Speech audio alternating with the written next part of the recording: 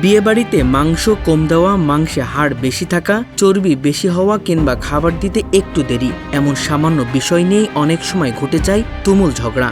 কখনো সেই ঝগড়ায় গড়ায় মারামারিতে, কখনো রক্তক্ষয়ী সংঘর্ষে। আবার বরপক্ষের কারোর সঙ্গে একটু উচ্চস্বরে কথা বললেই যেন মুহূর্তেই বেঁধে যায় তুলকালাম কাণ্ড। শুনতে অবাক লাগলেও এমন ঘটনা বাংলাদেশে প্রায় ঘটছে।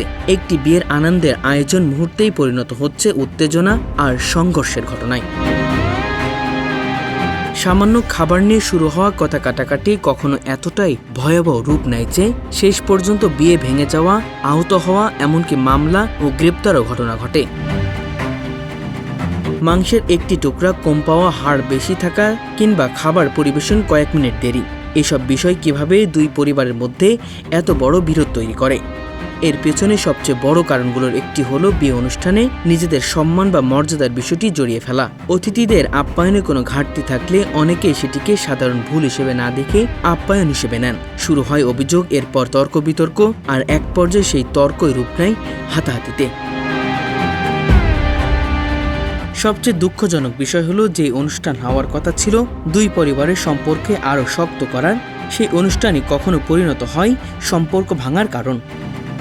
একটি প্লেটে খাবার, এক টুকরো মাংস কিংবা কিছুটা দেরি, এসবের জন্যই যদি বিয়ে ভেঙে যায়, তাহলে প্রশ্ন থেকেই যায়, আমরা কি সত্যিই বিয়ের মূল উদ্দেশ্যটাকে ভুলে যাচ্ছি?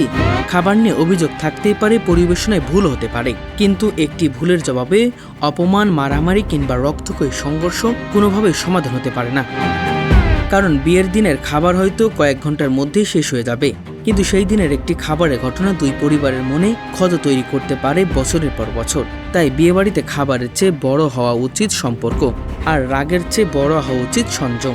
একটি বিয়ে যেন এক প্লেট মাংসের জন্য ভাঙা না পড়ে, এই দায়িত্ব শুধু বর বা কনে পক্ষ নয়, অনুষ্ঠানে উপস্থিত প্রত্যেক মানুষের।